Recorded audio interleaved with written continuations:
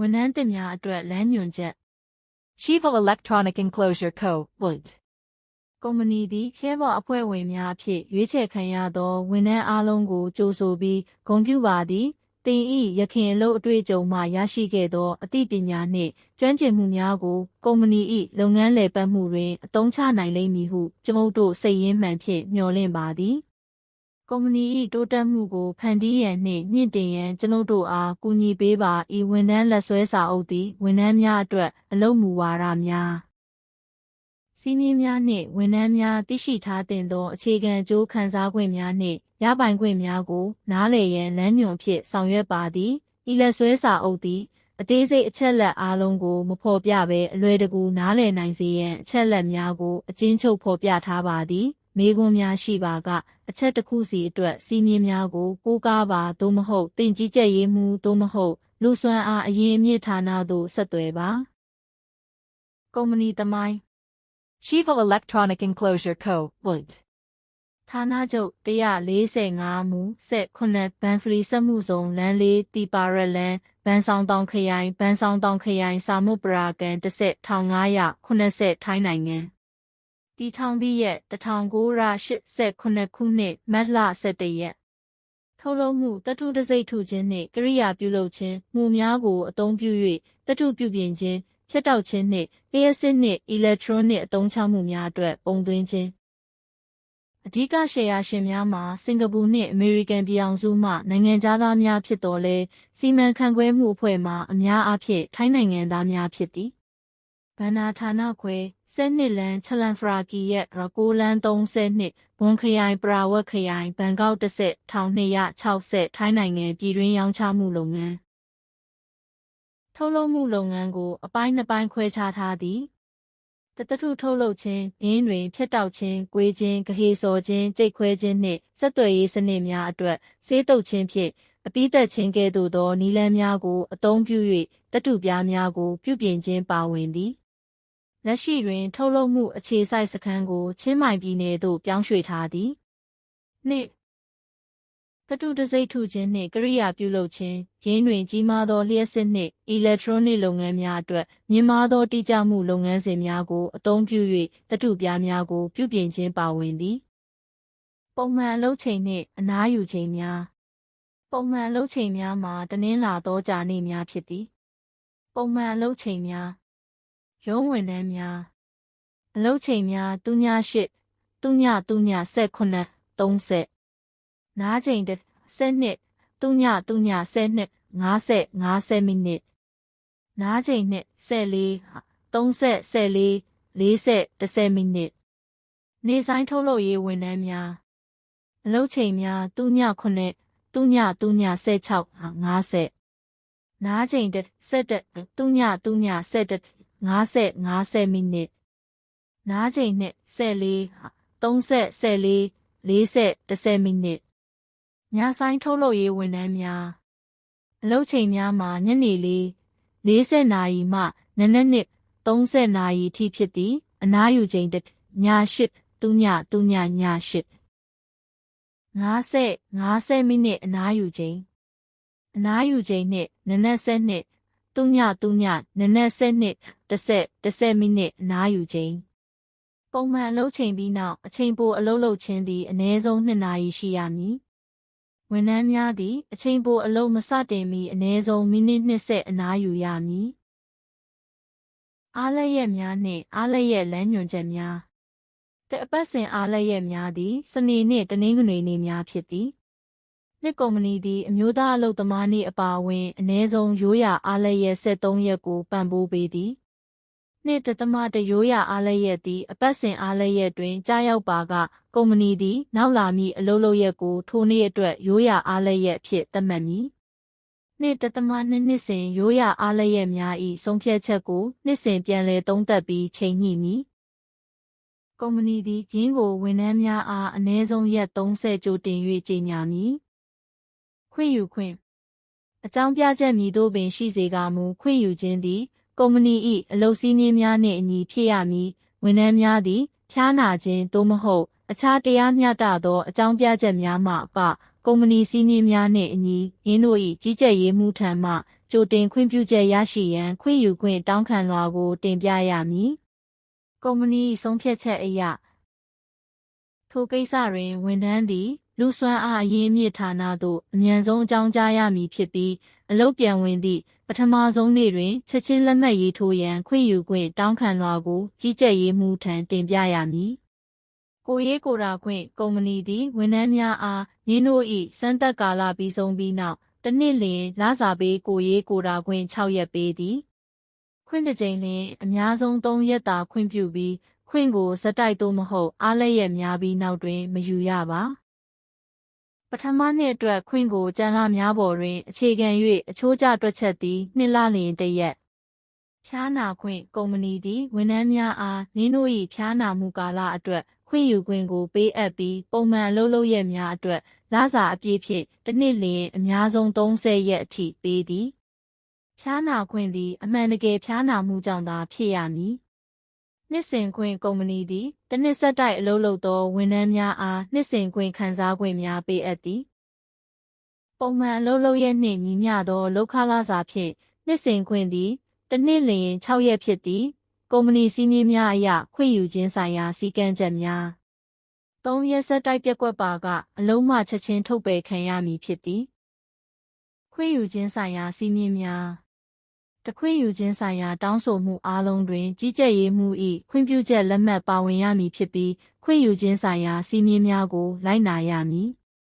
နှစ်ကျိုးကြောင်းစီရောသောအကြောင်းပြချက်မရှိဘဲခွင့်ယူခြင်းဆိုင်ရာလုပ်ထုံးလုပ်နည်းများကိုမလိုက်နာသောဝန်ထမ်းများကိုပျက်ကွက်သည်ဟုယူဆမည်3မှားယွင်းသောခွင့်ယူခြင်းဆိုင်ရာတောင်းဆိုမှုများပြုလုပ်သောသို့မဟုတ်ဖော်ပြထားသည့်အတိုင်းခွင့်ယူခြင်းမရှိကြောင်းသက်သေပြနိုင်သောဝန်ထမ်းများကိုပျက်ကွက်ခြင်းသို့မဟုတ်တာဝန်ပျက်ကွက်ခြင်းဟုယူဆမည်ဖြစ်ပြီးကုမ္ပဏီခွင့်ယူခြင်းဆိုင်ရာစည်းမျဉ်းများကိုချိုးဖောက်ခြင်းနှင့်လိမ်လည်မှုအဖြစ်သတ်မှတ်မည်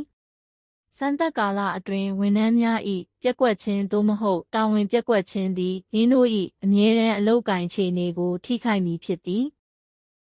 မှတ်ချက်ကိုယ်တိုင်ခွင့်ယူရန်မတက်နိုင်ပါကခွင့်ယူသည့်နေ့နနက်10:00နာရီမတိုင်မီလူစွမ်းအားအရင်းအမြစ်ဌာနသို့ဖုန်းဖြင့်ဆက်သွယ်ရမည်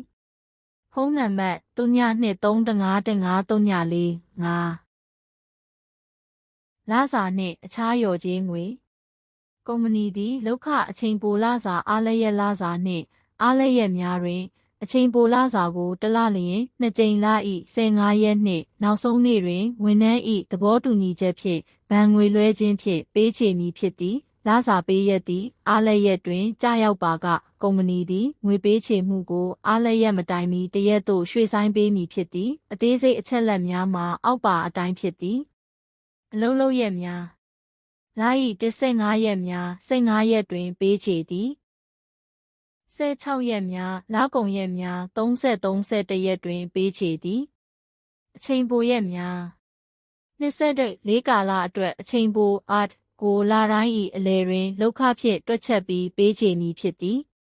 20ကာလအတွက်အချိန်ပိုအားကိုလတိုင်း၏အဆုံးတွင်လောက်ခဖြင့်တွက်ချက်ပြီးပေးချေမည်ဖြစ်သည်မှတ်ချက်ကုမ္ပဏီတွင်လောက်ခကိုငွေသားဖြင့်ပေးချေရန်မူဝါဒမရှိပါယာထူးမှနှုတ်ထွက်ခြင်း